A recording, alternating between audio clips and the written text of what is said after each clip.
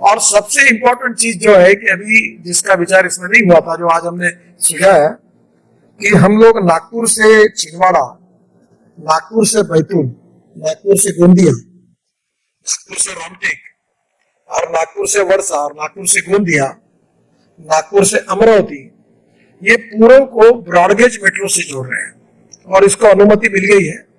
अब इसमें मेरे अंदाज से 5 साल के बाद 100 मेट्रो कम से कम चलेगी।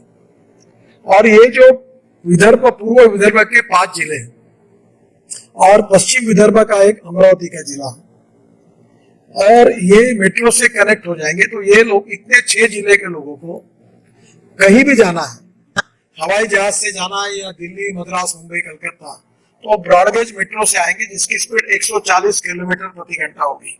तो 1.25 घंटे में अमरावती से नागपुर आएंगे और इसका इकोनॉमी का टिकट एसटी के बराबर का होगा, ऐसा प्रयास कर रहे हैं।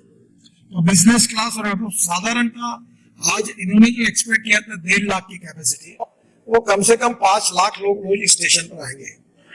और ये नागपुर का सही में मल्टी मॉडल हब बनेगा और इसमें एक वर्ल्ड का सबसे अच्छा स्टेशन बना, ऐसा हमारा प्रयास है। आज उसके डिटेल प्लानिंग की चर्चा हुई है, पर आज ये 1.5 लाख कैपेसिटी का लेकर बना था, पर ब्रॉडगेज मेट्रो के कारण और मेट्रो में भी 3.5 लाख कैपेसिटी मेट्रो की होने की संभावना है। अगले 15-20 साल को सोचते हुए इसको कम से कम 5 से 7 लाख की कैपेसिटी करनी होगी और बुलेट ट्रेन भी यहाँ आएगी। तब ये प्लान किया था, ब्रॉडगेज मेट्रो विजुअलाइज नहीं किए थे। तो ये सब देखते हुए इसको फिर से एक बार थोड़ा सा उसमें कुछ चेंजेस करने पड़ेंगे। अभी 1200 करोड़ इसको मंजूर है already. Ministry of surface transport, जिसका मैं मंत्री हूँ, मेरे विभाग ने 1200 करोड़ दिए हैं, जगह रेलवे ने दी है। और फिर इसमें कुछ कमर्शियल डेवलपमेंट करके हम लोग जो रेवेन्यू आएगा वो इसी में डालेंगे और ये सेल्फ सस्टेनेबल भी होगा।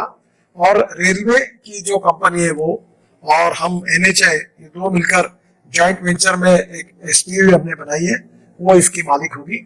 और महाराष्ट्र सरकार से भी लैंड मांगकर डेवलप करेंगे, उनको भी पुनर्वसन अच्छा करके देंगे और जमीन के लिए भी क्या उनसे जो भी है जैसी बात है, क्योंकि अब पब्लिक यूटिलिटी के लिए मांग रहे, कमर्शियल डेवलपमेंट के लिए नहीं मांग रहे। आपको पता होगा कि दिल्ली और मुंबई के बीच में हमने 1 लाख करोड़ का हाईवे बना है और लैंड एक्विजिशन पूरी हो गई और JNPT से लेकर दिल्ली तक।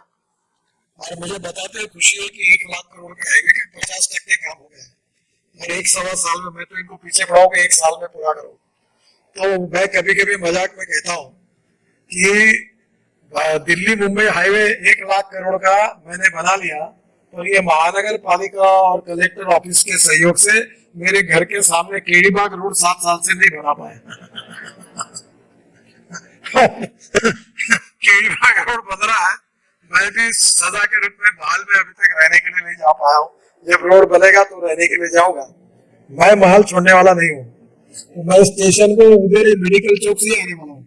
तो मैं ज्यादा दिन इधर ये रेलवे लाइन के इधर नहीं रहने वाला, उधर जाने वाला हूँ।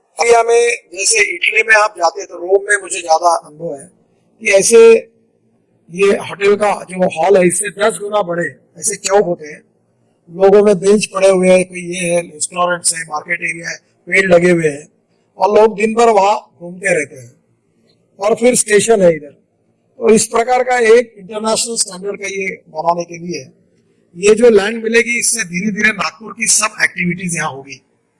अब इसमें 350 रेस्टोरेंट नागपुर के पुराने स्टेशन के 3 किलोमीटर के परिध में आते हैं। तो मैंने उनको सजेस्ट किया कि इसमें पूरी तरह नागपुर में गरीब लोगों के लिए फूड मॉल, जो फुटपाथ पर खाते हैं उनको उसी रेट में अच्छी जगह बैठकर खाने की सुविधा हो, अच्छे अच्छे रेस्टोरेंट्स हो, मार्केट एरिया हो। जैसे आप एयरपोर्ट में जाते हैं तो जाते जाते आपको रेस्टोरेंट लगते हैं, दुकानें लगती है, आप मॉल लगते हैं, सामान भी खरीद सकते हैं। तो ये पूरी तरह इसी प्रकार से रेस्टोरेंट और होटल भी बने। तो इसी स्टेशन के अंदर में स्टेट गवर्नमेंट की बसेस, NST की बसेस, स्टेट मध्य प्रदेश सरकार की बसेस, फिर प्राइवेट बसेस और इसके साथ सिटी बसेस, इसका सेंटर, मेन सेंटर इसी के अंदर होगा ताकि यहाँ से बस नागपुर शहर में जाएगी। फिर नागपुर मेट्रो जो है इसका स्टेशन भी इसको लिंक होगा, तो उस भाव से ये हो रहा है। और मेरे डिपार्टमेंट 1200 करोड़ इसमें फर्स्ट फेज में खर्चा कर रहा है।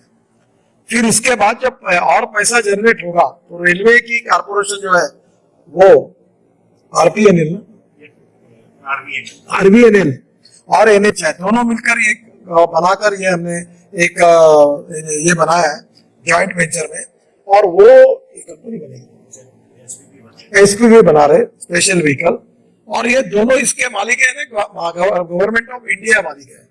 ये कोई इंडिविजुअल का प्रोजेक्ट नहीं है, जनता के लिए बना हुआ प्रोजेक्ट है, और इसलिए आप लोग इसमें सहयोग करिए। मैं परिचय कर देता हूँ, मनोज कुमार हमारे मेंबर है एनएचआई के, और ये बहुत अच्छे अधिकारी हैं। इसमें पेड़ के बारे में काफी आप लोग भी लिखते हैं।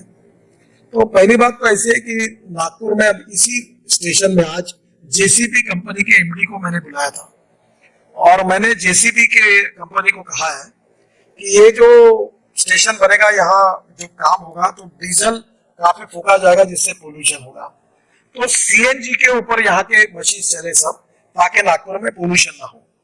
और इसी स्टेशन में हम लोग एलएनजी, सीएनजी और पेट्रोल डीजल के स्टेशन भी बनाने की सूचना की। फिर ई रिक्शा है, वो भी इसमें आएगी। इलेक्ट्रिक चार्जिंग को भी करने की बात कही, स्कूटर के लिए भी पार्किंग की बात की है। तो स्वाभाविक रूप से इसमें हमने ये तय किया है कि इसका फिर से रीअध्ययन करेंगे, और कम से कम पेड़ कटे। इलेक्ट्रिक गाड़ी भी घूमूंगा, ताकि वो डीजल पेट्रोल की गाड़ी नहीं। और मैंने महापौर साहब को कहा कि उनकी गाड़ी भी वो सीएनजी पर कन्वर्ट करें, और पूरे नागपुर में नागपुर कारपोरेशन मेयर, डिप्यूटी, ताकि नागपुर ये प्रदूषण से मुक्त हो। स्वच्छ नागपुर, सुंदर नागपुर और प्रदूषण मुक्त नागपुर और ग्रीन नागपुर हिंदुस्तान के नंबर 1 की ग्रीन सिटी बने।